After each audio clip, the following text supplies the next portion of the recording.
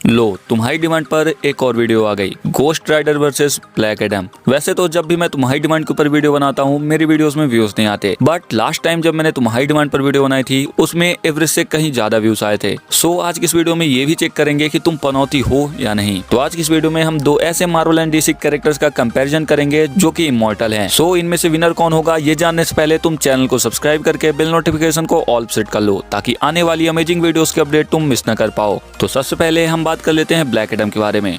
तो देखो, black Adam का रियल नेम डेथ एडम है, जो कि एक एंशिएंट इजिप्शियन एंटी हीरो होने के साथ साथ एक करप्ट इमॉर्टल गॉड भी है। ब्लैक एडम डीसी के one of the most powerful super heroes में से एक है। ब्लैक एडम के पास 6 इजिप्शियन गॉड की पावर्स हैं, just like Shazam, but Shazam के पास ग्रीक गॉड्स की पावर्स है और ब्लैक एडम के पास इजिप्शियन गॉड की पावर्स हैं। ब्लैक एडम को भी विजार्ड से पावर्स मिलती हैं जैसे कि शज़ैम को मिलती थी, और डेथ एडम शज़ैम बोलकर ही ब्लैक एडम में ट्रांसफॉर्म होता है, बिल्कुल शज़ैम की तरह। ब्लैक एडम लगभग 5000 सालों से जिंदा है, सो वो कई तरह के एनिमीज एंड अपोनेंट्स का सामना कर चुका है, सो उसके पास एक अच्छा खासा बैटल एक्सपीरियंस भी है। अगर बात करें ब्लैक एडम की पावर्स के बारे में तो मैंने तुम्हें ऑलरेडी बताया है कि ब्लैक एडम के पास 6 इजिप्शियन गॉड की पावर्स हैं, जो कि हैं stamina of Shu, speed of Heru, strength of Amon, wisdom of Zehuti, power of Aton and courage of Mehen. तो ब्लैक एडम के पास इन्हीं इजिप्शियन गॉड की पावर्स हैं जो कि उसे नियरली इमॉर्टल बना देती हैं। जहां स्टैमिना ऑफ सू की हेल्प से ब्लैक एडम किसी भी तरह के अटैक को सर्वाइव कर सकता है। साथ ही ब्लैक एडम को अपनी बॉडी की एनर्जी को फुलफिल करने के लिए किसी भी तरह की मील की जरूरत नहीं होती, यानी कि वो बिना खाना पीना खाए हजारों सालों तक या फिर कहूँ कि हमेशा के लिए जिंदा रह सकता है, यहाँ तक कि उसे सांस लेने की भी जरूरत नहीं पड़ती है। स्पीड ऑफ हेरू की पावर से ब्लैक एडम काफी ज्यादा फास्ट हो जाता है, जो कि ब्लैक एडम को किसी भी बैटल में एक अच्छा खासा एडवांटेज प्रोवाइड करती है। स्पीड ऑफ हेरू की पावर से ब्लैक एडम के रिफ्लेक्सेस भी काफी ज्यादा फास्ट हो जाते हैं, और इसी पावर की हेल्प से ब्लैक एडम को फ्लाइंग एबिलिटी भी मिलती है। ब्लैक एडम की स्पीड इतनी ज्यादा है कि वो मार्क 500 तक इजिली दौड़ सकता है। तो तुम इसी से अंदाजा लगा सकते हो कि ब्लैक एडम आखिर कितनी ज्यादा स्पीड पोजेस करता है। वहीं स्ट्रेंथ ऑफ एमोन की हेल्प से उसे God level strength and durability मिलती है। अब ब्लैक एडम की स्ट्रेंथ और ड्यूरेबिलिटी का अंदाजा तुम इससे लगा सकते हो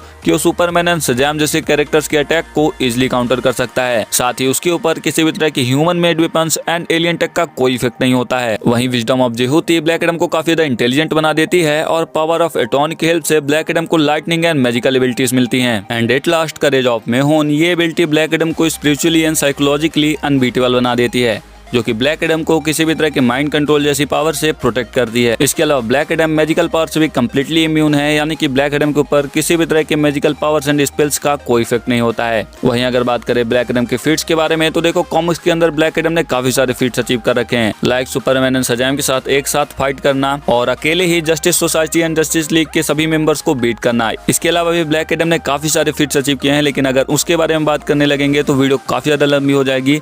सो ब्लैक एडम की पावर्स एंड फीट्स जानने के बाद हम बात कर लेते हैं गोस्ट राइडर की पावर्स एंड एबिलिटीज के बारे में।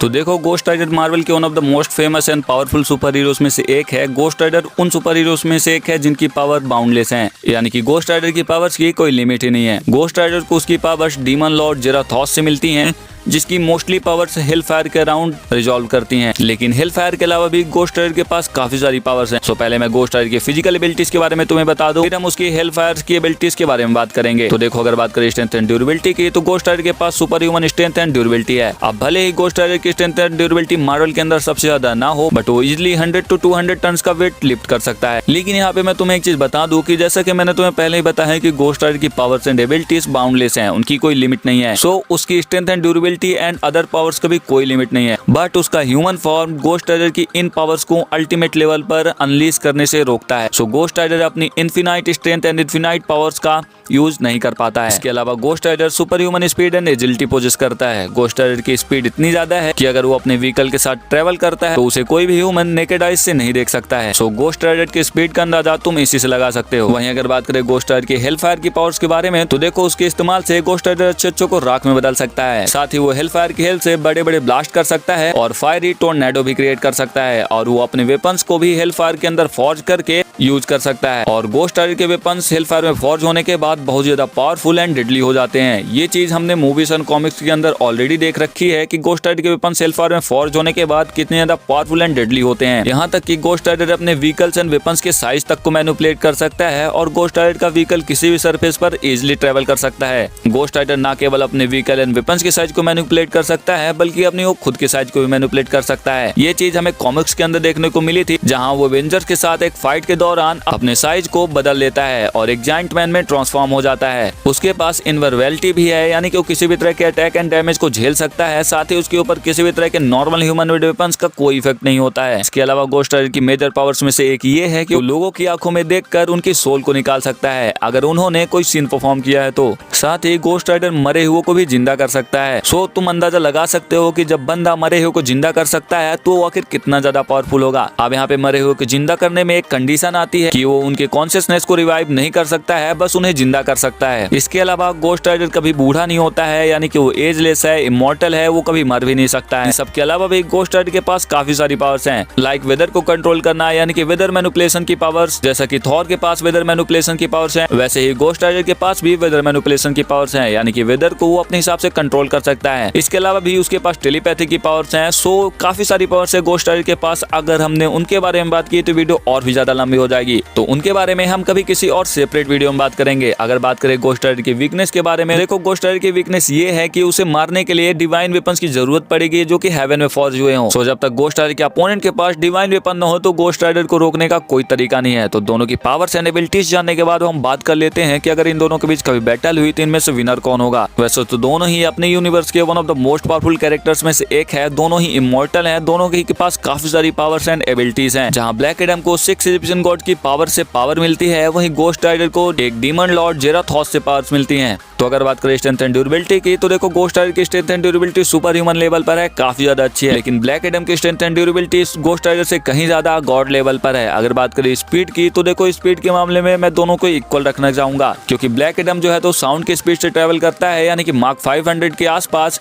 और वहीं घोस्ट राइडर भी इतना ज्यादा तेज ट्रेवल कर सकता है कि उसे कोई देख ना पाए। सो मेरे हिसाब से दोनों की स्पीड इक्वल है। और अगर बात करें पावर्स एंड एबिलिटीज के बारे में, तो देखो घोस्ट राइडर के पास काफी सारी पावर्स एंड एबिलिटीज हैं, लाइक हेल फायर की पावर्स हैं, वेदर मैनिपुलेशन, साइज मैनिपुलेशन जैसी काफी सारी पावर्स हैं। वहीं ब्लैक एडम के पास घोस्ट राइडर से कहीं ज्यादा अधिक पावर्स एंड एबिलिटीज हैं, like telepathy, telekinesis, courage of Mehen, power of Aton, strength of Amon, wisdom of Zehuti, speed of Heru and stamina of के साथ साथ मैजिकल पावर्स एंड एबिलिटीज भी हैं। सो पावर्स एंड एबिलिटीज के मामले में भी मुझे लगता है कि ब्लैक एडम ही विनर होगा। अगर बात करें ओवरऑल विनर की, तो मेरे हिसाब से इस बैटल का विनर जो है तो ब्लैक एडम होगा। तुम्हें क्या लगता है? तुम अपने ओपिनियन कमेंट्स में बता सकते हो। ये तो मेरा ओपिनियन है, लेकिन ये बैटल काफी ज्यादा अच्छी टक्कर की होने वाली है, क्योंकि दोनों ही बहुत ज्यादा पावरफुल सुपर हीरो हैं। तुम अपने ओपिनियन कमेंट्स में बता सकते हो। बाकी तुम चैनल को सब्सक्राइब करके बेल नोटिफिकेशन को ऑल सेट कर लो, ताकि आने वाली वीडियोस के अपडेट तुम मिस न कर पाओ। मिलते हैं नेक्स्ट वीडियो में। Thank you so much.